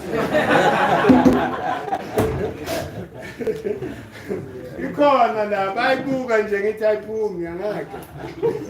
Angisabolekisana vele incwadi. Ubona la uthatha i-ISBN number uzifunele yapha. But le ncwadi leya ikhuluma ngamalala, ngamambo, ngabenguni. Do you understand? Ukuthi sisuka kuphi le Central Africa, Tanganyika, Great Lakes. Remember, udocumenta i-period sehlela from Kemet after colonization. Sehlela lapha elenduze boma DRC before the rest of us came to the south. Do you understand? So Utio Soka, remember Utio Soka is one of those people. Bebembizani konje.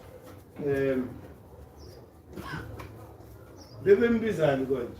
He's one of the intelligent people that we produce. And the intelligence yakona, why? Because they mastered the Western philosophy. Do you understand?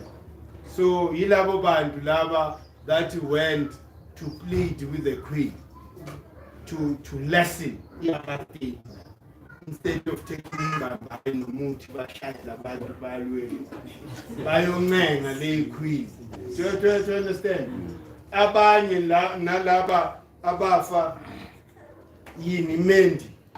There's that ship. Laba bashona. Labo bantu laba. I don't know, because the way they promote this thing, it's like they want us to see those people as heroes. They offer their services to the British Empire. Do you understand?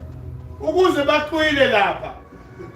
They didn't get any mandate from us. They offered and they were treated like slaves in that process. So history le kumele si understand singalokho si celebrate, you know, izinto ezirong, the mendi bayibiza mendi ship whatever. Do you understand? Yes, imimoya yabo siyayikhalela abantu abamnyama, but they had no business ukuthi bayolwela iqueen. They had no business. Nathi we have no business. If sasa ingasuka la akunamuntu omnyama okumele ayolwela iFrench le. Do you understand? Wena mele ulwele udefenda lo mhlaba wakho. Bebeqedana bonke le. Ungenaphi wena? Ungenaphi lapho? Ngoba uzothola ukuthi vele baqhathwa umoya. Umoya uthi hayi ababulalana vele. Amakhanda yakha.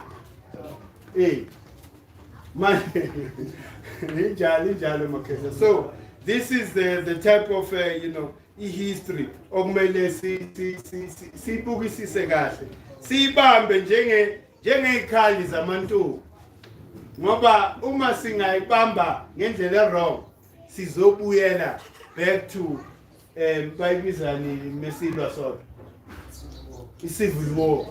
Do you understand? Ngoba abantu manje especially indaba yomhlaba la eGoli indawo yabaTswana, iqiniso lelo kumele siliface.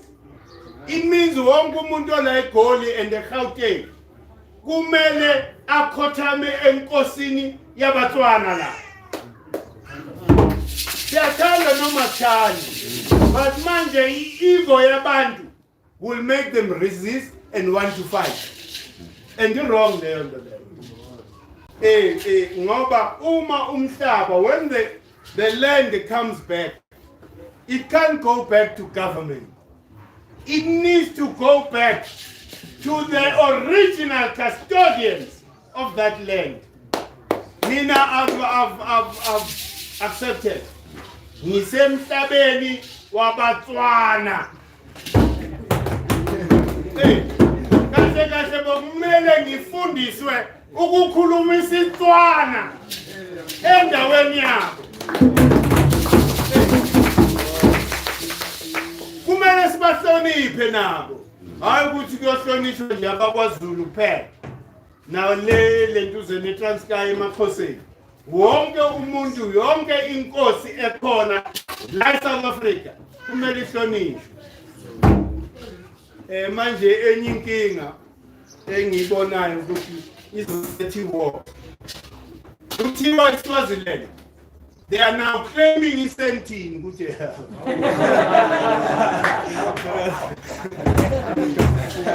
It's true. Sebefane namaphepha la eSouth Africa. Bathi umhlobo wabo ugcina la eSentini. So kumele siziprepare-ke madoda ukuthi Isentini kwenzeke ihambe. And uma kumele ihambe, kumele sijeke. Ngoba we can't just fight. Kumele nje sikhulume nenkosi uMswati ukuthi manje ndoda uthi senza njani. Sikhothama kanjani la kuwe. Finish. Ngoba mesingayilwisa leyo nto leyo izosenzela kahle nayo lento yamabhoda seSwazini nawe Mpumalanga. Naye angeke azosibizela la umabhoda ukuthi no. Ngifuna ufaka ibhoda eSentini. Uthi indoda ufuna ufaka ibhoda eSentini manje yaseSwazini. Manje uyabona leyo nto leyo. Thina sikhuluma ngokubhidliza amabhoda manje. Lamabhoda wonke kumele afe.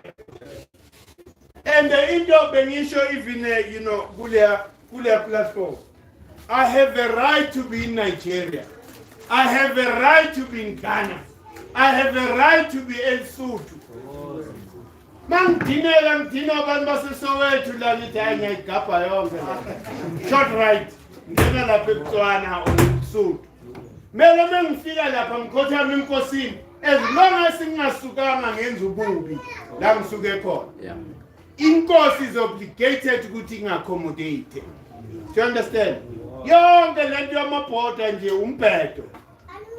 Uthi amaZulu afika nini le abangoni bafika nini le eZambia bafika nini le eTanzania ngoba kunabantu bakwaZulu le eTanzania nomzilikazi la eZimbabwe kwabulawayo namhlanje sibabiza amakwarakwere abafuwethu ngokwegazi man ngoba awukwazi ukuhlukanisa umzilikazi vele wenze into wakukhonthisa ushaya ngendlela ushaya uthi awelanda inkomo lapha umzilikazi wazidla le nkomo zikashaya akela sebebalekela ngapha wathatha bonke abantu manje abantu we are one thing man. The last couple of years bengilapha eVenda kune lodge khona le lodge ionwa inkosi uMinga.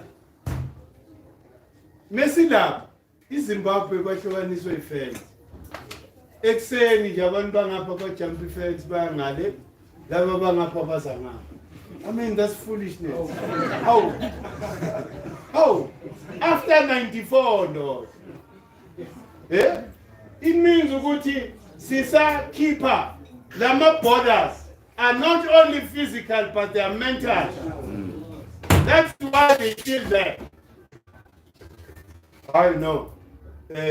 Sikhala ngokuthi labantu laba sebegcwele too much eSouth Africa. Angithi abakhipha manje. Sithi bayephi? Where should they go, these other Africans? Remember, kuti problem. Ebenza kuti babela. Is the very same problem near leadership on the continent. In leadership all over the continent is disappointing African people. So they hoping ukuthi they will find impilo la. And then uyakhumbula ngathi mina, we will be angered by abafowethu who are from outside the borders. Why? Because we are a consumer society. If we were manufacturing and producing, we will be happy that now there's extra 100 or 200 people that I'm now selling to. Hey. So now, bese ke kungena lento ijealous. Bakuthathela. Remember labantu laba. We can't blame these people, my friend. Kumele siziblame thina. Thank you. Ubani oqashisela labantu isiphaza? Is it not a South African? Manje? Yeah. What's the problem? What's the problem? So labantu bafikile, they are willing ukuthi bathengisa ama-apula la.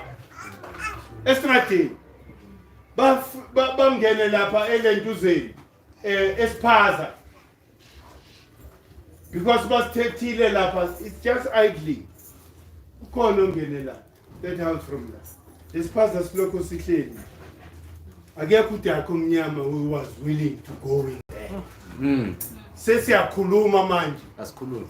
Because sebefake umuntu ophuma ngaphandle. Yeah. Do you understand? It's wrong, that thing. Kumele si understand ukuthi inkinga ikithi. Tina, we've got to develop ourselves so that sibone labafowethu as a potential client, not as an enemy.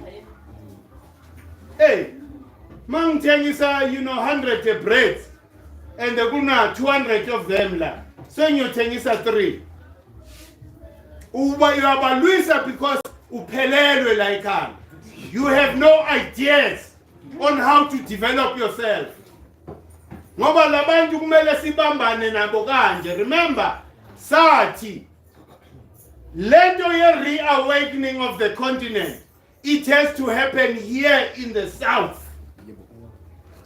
And ukwenzeka kwayo, it must involve, all Africans must be involved in this development. It's expected to the rest of the continent. It makes sense. Hayi ukuthi manje thina sifuna ukuzishinda. South Africa ayingene kule khukhuni. What about the rest of the continent? We will never find peace. Ufuna ungitshela ukuthi ingamla zikulama high walls peace. They don't have peace because the majority is in poverty. So if the majority of Africans are in poverty, how are we going to relax again? City we're at peace. But they will keep coming here. Ukuthi nje sihlakanipha and take over our economy, siba accommodate. Sikhuphuke nabo. And enye into sibeke umthetho. Remember ukuthi they came here kungenamthetho. Bafika nje ukuthi no bayazenzela. Why? Because akekho umuntu obaguidayo ukuthi cha la senze izinto ngalendlela. Mawungavumelani nale process, I fire you.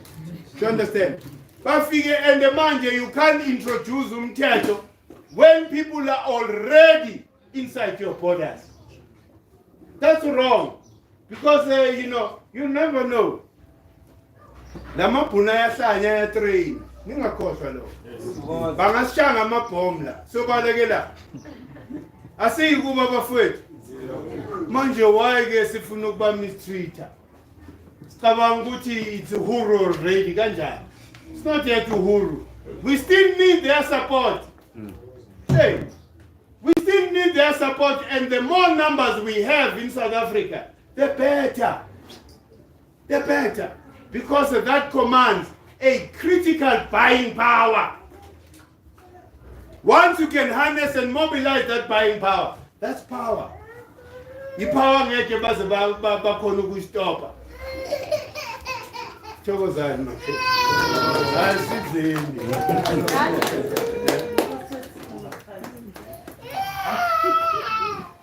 No.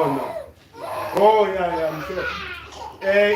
If ungenambuzo mhlambe nize xaba then sobona ne Thokozani siyabonga yazi into esemqoko siyakhohlwa labantu who are watching our streams. Do you understand? Kumele sihlale sibabonga because they use their data until the end, and we must never take that for granted.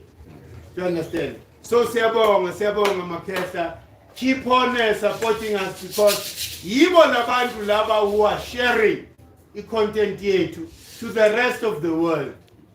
You know, so they are a very important, part of EGK. Siyabonga kakhulu Makhehla nonke lapha emakhaya.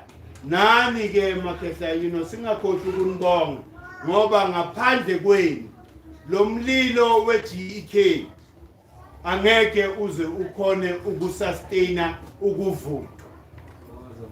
But asithi ke bese niba arrogant. Nithi no bamengami. Mengekho ngene kuyafalela. Siyanibonga Mkhulu Makhehla because that is the commitment. The commitment not only to isigodlo but your ancestors as well. It means you care about your ancestors. Ukuthi just once in a week uyobadedela ukuthi nabo baphefumule. I-commitment leyo ngeke kungamelanga nje siyithathe kancane. Do you understand? So siyabonga kakhulu sibonga abosifiso for amatende zonke lezi zinto lezi. I mean abosifiso they are here every day. Every weekend ba misi lenduzi. Itende. But ngicela nimona usifiso. Angacabangi ngoba manje bese ke itshela ukuthi ngaphandle kwakhe asinda. Sifiso please siyabonga wena Khehla nethimba lakho. But wena also uyingxenye yabantu abacontributayo ngesipho sakho esigodlweni. So asisho ukuthi wena Khehla ngathi mina nama ngikho important than all of you. Sonke si important, akekho umuntu ongekho important. Ungathi ke kusasa njengoba sikubongile. Bese kuyaqhoma ukuthi hayi. Ufuna ubona vele ukuthi bazolimisa kanjani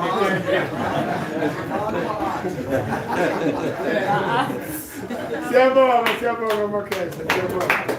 Thokozani kunama coaching so abona ke after ilenduzi. Ofuna ubuza? Indawo spiritual creature of humankind or creature of humankind. No, it's very spiritual now. It's very spiritual. Because we have a cave now. It's very spiritual place. Koko were there many years ago. Remember, not only that place. Ubabkrele ukhuluma ngale nto kunentaba lapha ngaseMakhalisi bayibiza no zinengazi but kumele uthole lencwadi kaBabkrele that talks about the sacred sites la eSouth Africa.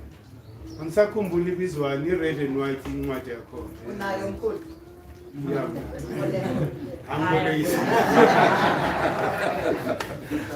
No, don't watch today.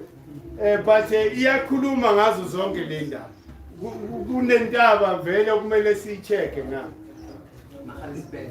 Yeah, ngapha eMakhalisi. Kunezindawo lapho that are very spiritual. Yeah. Kumele sizicheck. Kunama waterfall as well. Mesifuna ukuyogeza nje eduze. Singaya nje. Mhlambe ezinye izinto yikho nje abantu ntomokazi kumele nihlahlambe ma singapheleli la mhlamba amanye ama weekends if singekho in the community we are in one of those sites. Do you understand? See planning kanjalo so that kuzoba ne-excitement, but le road show yethu mlomokazi siyacela ukuthi let it be a reality. Sifuna ukuba seDiepkloof, sifuna ukuba seZola, sifuna ukuba seMfulo, sho siroundeni Soweto. And nani nina inkhona la uhlala khona organizer. Hey, usitshela hayi Mkhulu semmobilizile asihlanganweni emndeni ke this time. Injalo in that way siya conscientize abantu. Si preparani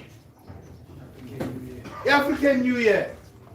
Ukuthi mayifika at least half yabantu base Soweto they know about it. Hey. Chokoze. Hi. Oh no.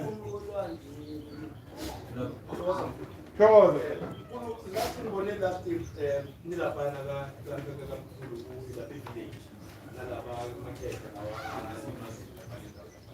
ukubhekisa ukwazi ukuthi umuntu malapha bayalungisa noma bayayithola over back indawo leyana then basinikeze leyo indawo leyo kuyike siphathayo village no Icredo Mutua Ilenduza. I think Icredo Mutua Foundation, they are working together with the city because in management mele iwele ngapha ku Icredo Mutua Foundation. Thina sesiyongena sesifakwa Icredo Mutua Foundation. kuyindawo lapha ukuthi iSoweto i-EU especially iyayazi nalwazi ne-idea indawo esingayisebenzisa ukuheha yona what this level No, sure. sebenzisa nale art izokudla everyone. No, sure. Without that plan,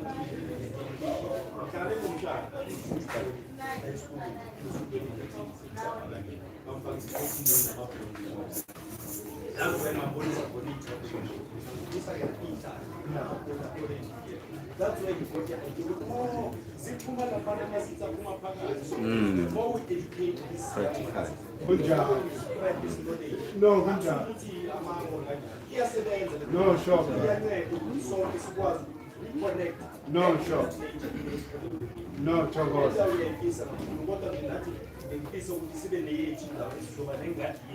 No, but when I get the ayiko into esivimba currently, even though structure singalended, we can still do that.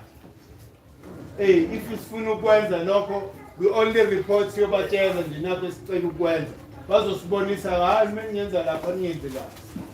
Kuyenzeka leyo nto. Akube njalo mafethu. Funa ama products. Nangu ukhetha wakhuluma ngokutshala ke.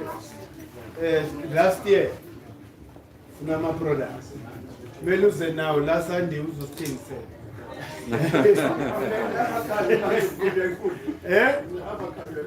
Thokoza ke. Muthi lo. So singavala mos. Ubukela. Siyabonga makhehla thokoza. Thokoza. Ubukela ungavala. Oh, okay. Oh, unamko. Awuzobuya. Thokozani. Mina igama ngimela umlomokazi. Amlomokazi. Ajawuthi. Thokozani. I just want to give one announcement. Ngoba ngithi uMkhulu challenge ukuthi we need to start developing products, si produce nama services. So already GK iqale something. So besicela ukuthi whoever is not on the app abuye ku www.gekmovement.org download the GK chat, and then lo muntu fanele be email address because sizokuthumela email address to confirm ukuthi ukwazi ukungena ku chat. ukuthi mawulahleka next time ulahle password sikwazi ukuthumela email to recover your account. Ku GEK chat mawungena we allocate you according to your birthday. Njengoba kuwumlobokazi sizelo ngoDecember and then bakhona ama-ads so we allocate you according to your birthday and then lapho kulo group uzokhuluma nabanye who are also born in the same season now. So bese li share whatever talents that you have. Because it's fun to develop a system where says wena uyatshala, wena udoctor, wena uyapheka, and then we create our own market within GEK. But we won't do it if lingalingangeni ku GEK chat. So besicela ukuthi ningene so that we move to the next phase on the app. So ngiyabonga. Thokozani.